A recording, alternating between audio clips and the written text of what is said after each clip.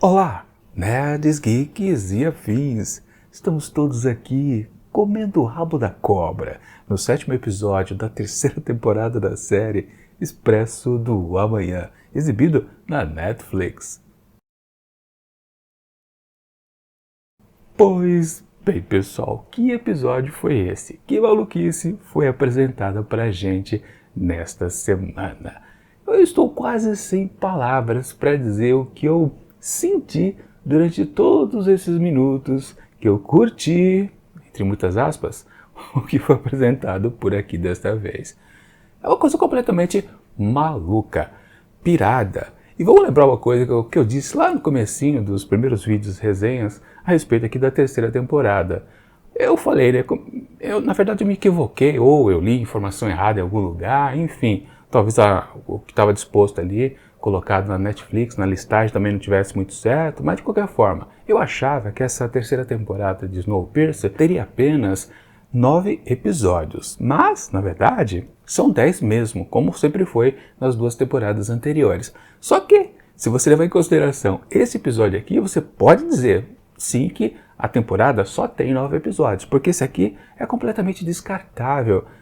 Eu já reclamei algumas vezes aqui dentro dessa série, como também de outras que eu comento aqui no Mantado Nerd, que vira e mexe, se faz um episódio que é chamado de filler, que é aquele de encher linguiça, né? Que no fundo, ele não serve para, digamos, desenvolver uma história completa, né? Quando, claro, a série é do tipo serializada, ou seja, é uma história longa que vai sendo destrinchada em todos os episódios da temporada. Mas acontece isso também em séries episódicas, né, onde cada episódio tem uma história fechada, mas também tem aquele episódio dispensável, que realmente não acrescenta bulhufas nenhuma. Episódio, às vezes, para economizar dinheiro também, né?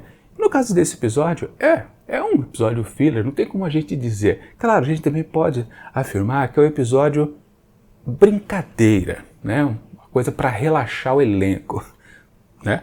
Vamos combinar que é uma série pesada desde o seu princípio, né? A temática principal dela, né, de ser um mundo distópico, é uma coisa que realmente produz tensão o tempo todo. E de vez em quando talvez seja bom brincar. Sim, não, né? É uma série que, claro, não apresenta muitos personagens cômicos, justamente para ter esses momentos mais um pouquinho divertidos, que tiram um pouco da tensão.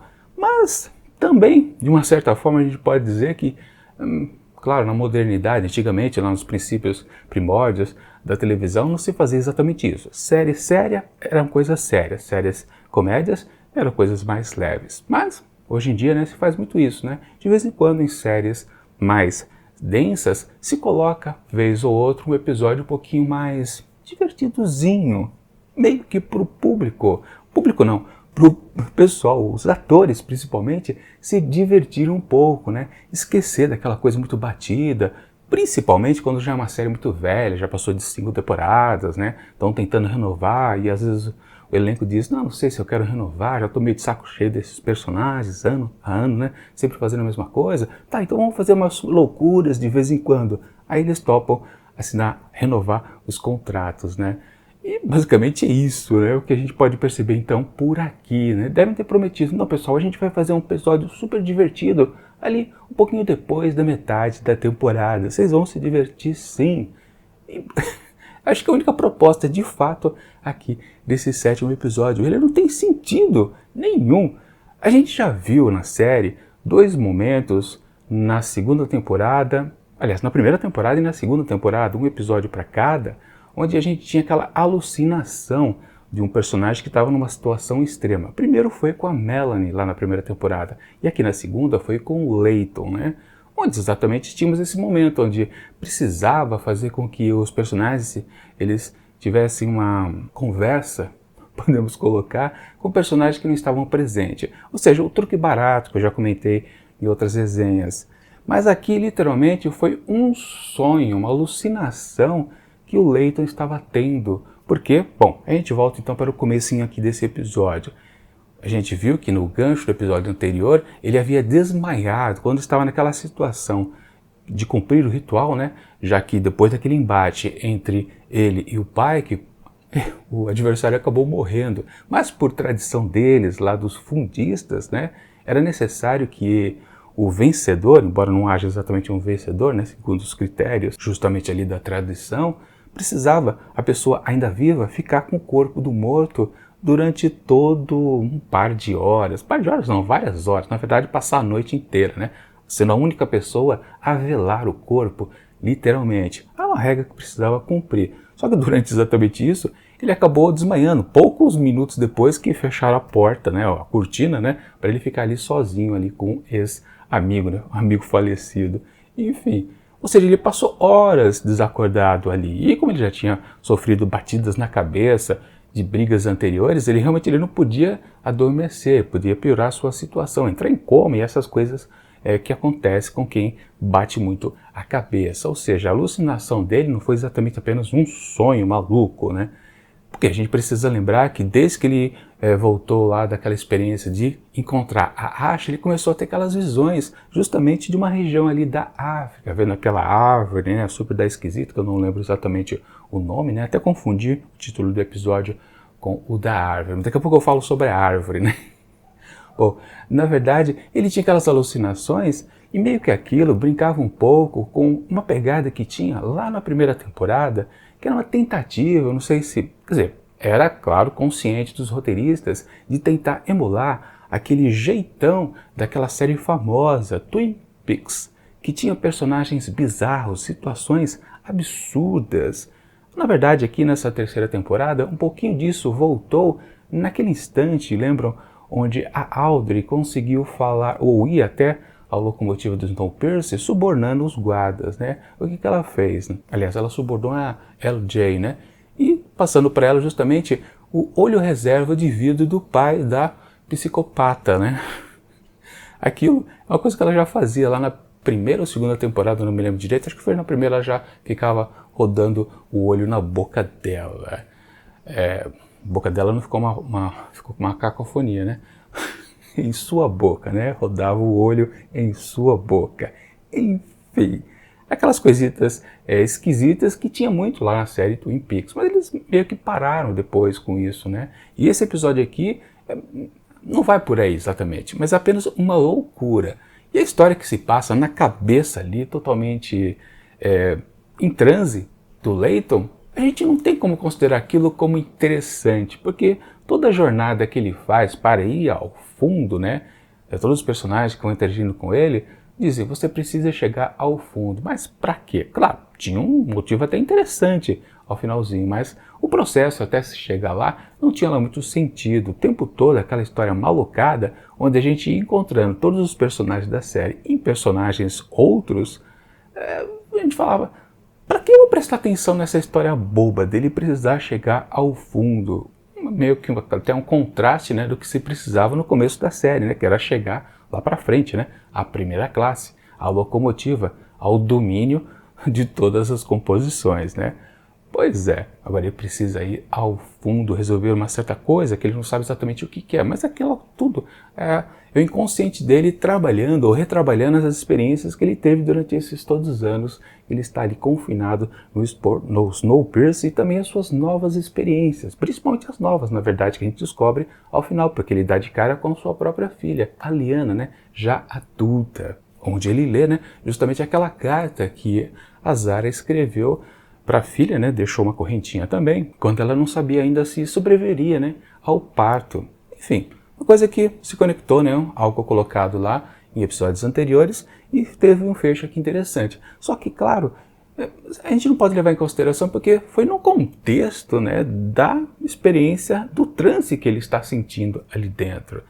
Bom, e é mais maluco ainda porque ao final também ele acaba descobrindo uma coisa que meio que mata quase toda a temporada agora, quando ele percebe que justamente todas aquelas visões que ele tinha a respeito da África e depois ele colocou como conceito, né, do novo Éden, onde todo mundo deveria se dirigir para poder encontrar um lugar mais aquecido, na verdade ele se deu conta, peraí, foi uma invenção minha, porque literalmente ele se baseou principalmente naquela árvore, porque ele viu um calendário lá dentro do armário da Asha, lá onde ele achou. Eu até revi o primeiro episódio, não tem esse momento onde ele abre a portinha lá do armário, onde ele dá de cara com alguma coisa, porque logo que ele entra naquele ambiente ali onde ela está, acha já o ataque. Eles ficam brigando, ele acaba derrubando ela e ele fica sem ar. Ele precisa pegar a mangueira e se conectar no seu traje para voltar a aquecer. Quer dizer, é até esquisito, né? Precisa de ar para reaquecer o traje, né, que ele usa para se aquecer, suportar o frio extremo, né? Enfim, mas sim, teve aquele momento onde ele está com o olho bem arregalado. É exatamente então o momento que ele tem a visão, quando ele bate o olho, então na fotografia do calendário, que é justamente aquela África, aquela árvore da África, né? Que eu até confundi aqui com Ouroboros, né? Mas não, aliás, falando nisso que eu havia comentado antes, né? Que é o título do episódio, né? Ouroboros. E eu brinquei na abertura aqui do vídeo, né? Que nós estávamos aqui para morder o próprio rabo, né? Ouroboros é um símbolo exatamente de uma coisa contínua, cíclica, muito bem representado justamente por uma cobra num formato bem circular e mordendo o próprio rabo. Ou seja, algo que traz também a renovação, ou seja, a morte que leva à vida. E ele, claro, teve toda essa piração dentro da sua cabeça, essa alucinação, esse transe, justamente quando ele está com ali o amigo morto, né, o Pike, e pensando na sua filha, a Lyanna, que Pike também não curtiu exatamente o bebezinho ter recebido esse nome, porque estava envolvido na tradição do pessoal de segunda classe, primeira classe, terceira classe também, mas não estava conectado às tradições exatamente dos fundistas. Mas ok, na piração, realmente, como eu comentei, o que vale tudo isso? Não vale de nada. E a todo momento eu ficava até torcendo, quando eu não estava achando que nada ia render. Tudo bem, o finalzinho a respeito de Lyanna foi ok, e até ajuda esse episódio aqui não ser uma bela de uma porcaria, porque no fundo, toda a loucura de se passar por um monte de lugares no trem, encontrando os personagens e novos personagens, tinha lá algum sentido. Quer dizer, só o final que tem sentido para o Layton de verdade, o resto é por enrolação, porque nada daquilo que veio antes dos personagens em outros personagens se conectavam às vidas dos personagens que a gente já conhece. Uma modificação aqui e acolá, mas na verdade não servia para nada.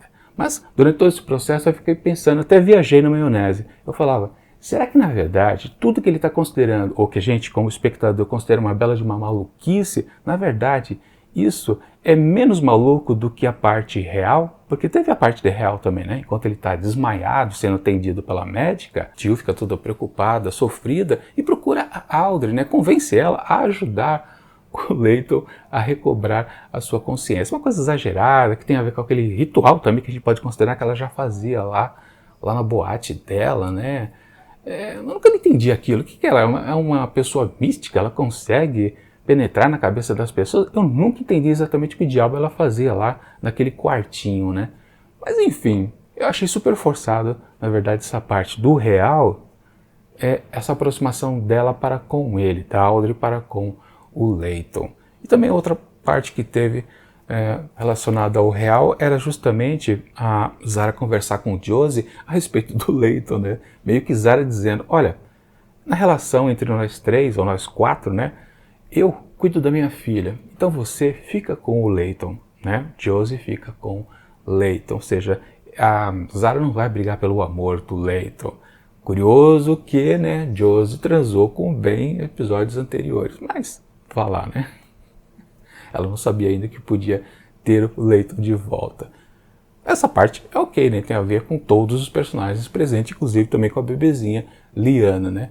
E a outra parte também do real era exatamente o Will Forge pensando a respeito das pesquisas que o Layton estava fazendo a respeito justamente lá do Novo Éden, e ele chega a uma conclusão interessante, né? Mas antes de comentar isso, eu achava o tempo todo que justamente essa parte real seria a parte imaginária da situação, ou seja, seria uma loucura maior ainda. Eu achava que haveria uma reviravolta na parte real, ou seja, a parte real que a gente estava vendo não era real, era outra, uma alucinação parte 2 do Layton também. Mas, por outro lado, né, na parte da maluquice, da aventura, de chegar até o fundo, eu achava, não, a pessoa que ele tanto precisa encontrar lá no fundo, claro, nem imaginava que pudesse ser a própria filha, eu achava, não, vai ser a Melanie.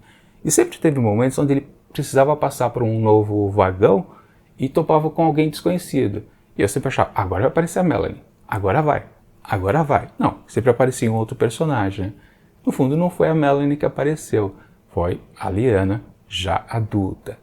Mas, no fundo, toda a maluquice só tem sentido porque, sim, ele conseguiu fazer um fecho, o roteiro, relacionado a ele, ao Leighton, que é justamente ele encontrar a própria filha. Aí tinha sentido a coisa, o conceito do Ouroboros, que é a cobra lá em formato circular mordendo o próprio rabo. E o ciclo da vida então está montado. Claro, o ciclo da vida também é muito relacionado às questões africanas, porque lá foi o berço da humanidade. Enfim, conceitualmente, o episódio tem o seu sentido, por isso, de novo que eu digo, ele não é uma bela de uma porcaria. E claro, em termos de coisa útil, a única coisa que aconteceu foi justamente o finalzinho dele, onde o Will Ford diz lá para Alex, quase esqueci o nome dela, que ele ficou pensando, até perguntou para ela, onde você estava num certo mês ali, desses 6 meses que eles ficaram afastados, né? As composições ficaram afastadas. E ela falou, não vou te dizer, esse é segredo, né? Mas ele meio que sacou. Não, eu achava que estava por ali, perto da França, e eu vi um indício de que era vocês. Na verdade, eu acabei encontrando, por pura sorte, o Snowpiercer, quer dizer, a composição pirata, né? Ele estava no Snowpiercer, né? Will Ford. Eu encontrei por pura sorte mesmo. Então, aquilo que eu vi de evidência não era vocês. Então o que era? Existe um terceiro trem. E ele chegou à conclusão, é a Melanie. Também é uma forçadinha de barra, vamos combinar, né? Ela se foi perdida numa estação de pesquisa. Como é que ela achou um trem e conseguiu rodar? Claro, a gente sabe que a atriz, a Jennifer Connelly, vai voltar ao show. Aliás, ela já voltou, justamente numa situação onde ela estava como fantasminha, né? E também, quando teve aquele episódio, eu até pensei, será que é apenas uma participação especial? Ela nunca mais vai retornar à série? Quer dizer, ela vai. Pelo que diz então agora o Will Ford, ela vai retornar à série nesses 3 últimos episódios para fechar aqui a 3ª temporada. Agora tem uma questão importante. Tá, ela vai voltar. Novo contexto, uma nova possibilidade da humanidade se salvar. Mas, então, toda aquela história que é o mote da 3ª temporada, do Leighton ficar naquela questão do Novo Éden, foi pura maluquice da cabeça dele quando ele estava ali fragilizado, quase morrendo, porque o seu traje já não estava mais funcionando, porque acabou a bateria, ou acabou o ar, ou acabou a manutenção da temperatura quente. Foi só uma alucinação que ele teve lá na casa de Asha. E depois ele manteve isso durante todo o tempo. E só agora, quando ele ficou ali debilitado por causa das pancadas que ele levou na cabeça, que caiu a ficha dele. Caramba, eu inventei tudo. Ele diz isso literalmente. Eu inventei tudo porque eu vi a foto de uma árvore africana lá naquele bendito calendário. Ou seja, tudo que aconteceu aqui na 3ª temporada vai ser jogado fora. Não existe Novo Éden, pelo menos nos moldes que ele imaginou, claro, baseado nas pesquisas da Melanie.